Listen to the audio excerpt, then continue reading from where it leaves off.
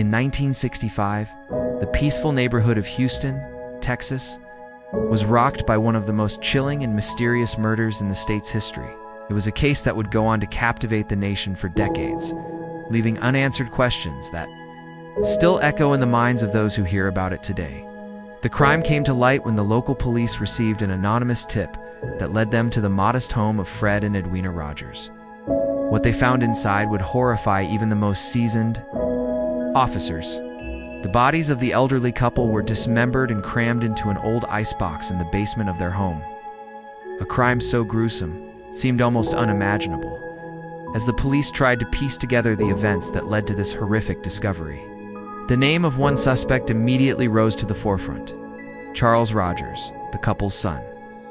But despite the obvious connection, there was no sign of Charles. He even vanished without a trace, leaving behind only more questions and a chilling mystery that would remain unsolved for many years. Fred Rogers, a retired military man, was a well-known figure in the local community. He had served in World War II and was a man of strong discipline and respectability. His wife, Edwina, was a quiet and caring woman who loved her family and kept a low profile in the neighborhood. Together, Fred and Edwina had created a seemingly perfect life in the suburbs. They had raised their son Charles and lived in a modest but comfortable home. Neighbors described them as a typical, well-adjusted family with no signs of tension or trouble. But appearances can be deceiving. The Rogers' lives, once filled with peace and love, would soon descend into chaos with a shocking and brutal act. Fred and Edwina's murder would soon unravel a story of deceit, manipulation, and a son's descent into madness. Charles Rogers, the couple's only son, was no ordinary man. Raised in a stable home, he was a bright student with an exceptional mind. He had a keen interest in science, particularly in the field of nuclear physics, and by all accounts, he was destined for great things. But Charles's life was far from perfect. Though he was a gifted individual, he struggled with personal demons that would ultimately shape his future. His relationship with his parents, especially his father, was tense. Fred Rogers, a strict and demanding man, was not easy to please. Some reports suggest that Fred had even pushed Charles into a career path he was not truly interested in, perhaps leading to feelings of resentment. Charles's interests in nuclear science and his apparent connections with government agencies, particularly the CIA, would soon make him a prime suspect in a case that had no clear answers. When the bodies of Fred and Edwina were discovered, the police quickly turned their attention to Charles. He was the only living relative, and the scene of the crime made it clear that whoever committed the murders had intimate knowledge of the victims. But Charles was nowhere to be found. He had mysteriously disappeared from the town, leaving behind only a trail of unanswered questions. The investigation into the Icebox murders began with a flurry of activity. Police scoured the Rogers home, looking for any clues that might lead them to Charles. But the crime scene was chillingly meticulous. The bodies had been dismembered and placed in the icebox in a way that seemed almost calculated. This was no random act of violence.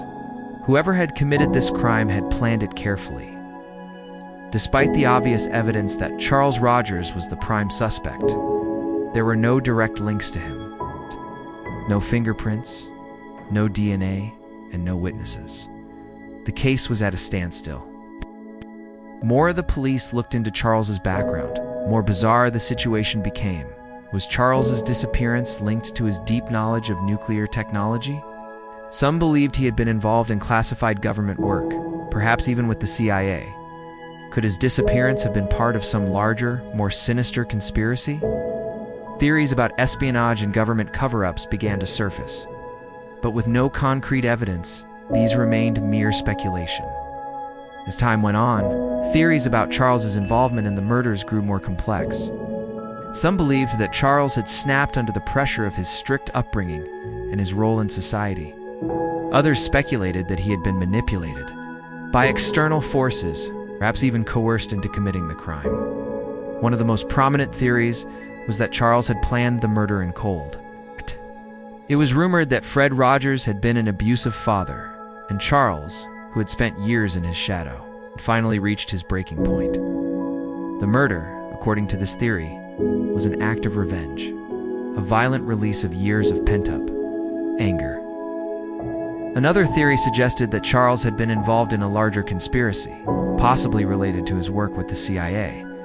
This theory proposed that the murder was not personal, but part of a cover-up, perhaps involving sensitive government secrets that Fred had accidentally stumbled upon. Despite the initial fervor of the investigation, the case eventually went cold. Charles Rogers had vanished, and with no new leads or substantial evidence, the police had no choice but to close the case. The community moved on, and the Icebox Murders became just another unsolved mystery in the history of Houston. But the story didn't end there. The case would remain in the public's consciousness, and over the years, new theories and rumors would continue to emerge. People were still fascinated by the grisly details of the crime and the eerie disappearance of Charles Rogers. In the early 2000s, the case was reopened when new forensic techniques became available. With the advent of DNA testing and other modern investigative methods, police were able to look at the case from a new perspective. New evidence began to surface, but the question remained: was Charles Rogers still alive, or had he met a tragic end? Despite renewed interest in the case, Charles Rogers has never been found. Some believe he is still out there, hiding in plain sight. Others think that he may have died years ago, perhaps in some distant corner of the world. As the years passed, the question of who was responsible for the deaths of Fred and Edwina Rogers became more complicated. Some believed that Charles had indeed committed the murders, while others thought that someone else had been involved. Could there have been another killer in the house? Or was this all part of a larger conspiracy? There is still no definitive answer, and the mystery remains one of the most disturbing and perplexing true crime cases in American history. The Icebox Murders case remains unsolved to this day, with many questions still unanswered. The brutal dismemberment of Fred and Edwina Rogers, combined with the mysterious disappearance of their son, Charles, continues to haunt both the community of Houston and true crime enthusiasts around the world. As new evidence surfaces and new theories emerge, the question of who killed Fred and Edwina Rogers may one day be answered.